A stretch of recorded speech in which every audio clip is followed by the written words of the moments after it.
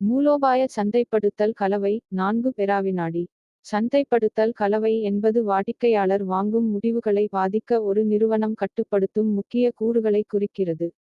பாரம்பரியமாக இது 4 முக்கிய கூறுகளை உள்ளடக்கியது. 1.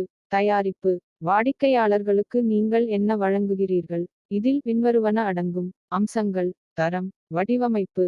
பிராண்ட் பெயர். பேக்கேஜிங். விற்பனைக்கு பிந்தைய சேவை. எடுத்துக்காட்டு.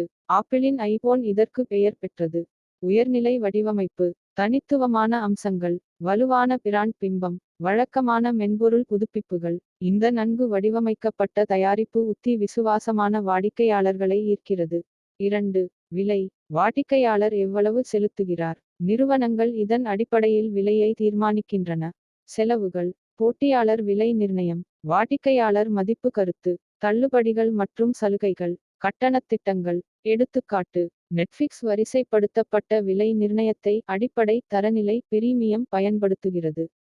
இது வாடிக்கையாளர்கள் தங்கள் பட்ஜெட்டின் படி தேர்வு செய்ய அனுமதிக்கிறது. ஒரு நெகிழ்வான விலை உத்தி.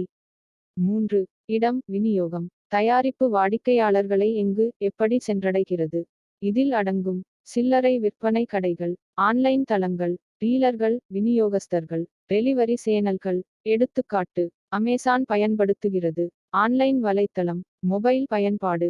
கிடங்குகள் மூலம் விரைவான டெலிவரி. அதன் வலுவான விநியோக இடம் உத்தி வாடிக்கையாளர்கள் தயாரிப்புகளை விரைவாகப் பெறுவதை எளிதாக்குகிறது. 4. விளம்பரம். வாடிக்கையாளர்கள் எவ்வாறு தகவல் அளிக்கப்படுகிறார்கள் மற்றும் வற்புறுத்தப்படுகிறார்கள். விளம்பரத்தில் பின்வருவன அடங்கும். விளம்பரம். சமூக ஊடக சந்தைப்படுத்தல். விற்பனை விளம்பரங்கள். மக்கள் தொடர்புகள். செல்வாக்கு செலுத்துபவர் சந்தைப்படுத்தல். எடுத்துக்காட்டு. கோகோ கோலா பயன்படுத்துகிறது. தொலைக்காட்சி விளம்பரங்கள். விழா பிரச்சாரங்கள். சமூக ஊடகங்கள். பிரபலங்களின் ஒப்புதல்கள். இது பிராண்டை தெரியும்படியும் நுகர்வோருடன் உணர்ச்சி ரீதியாகவும் இணைக்கிறது. இது ஏன் மூலோபாய சந்தைப்படுத்தல் கலவை என்று அழைக்கப்படுகிறது.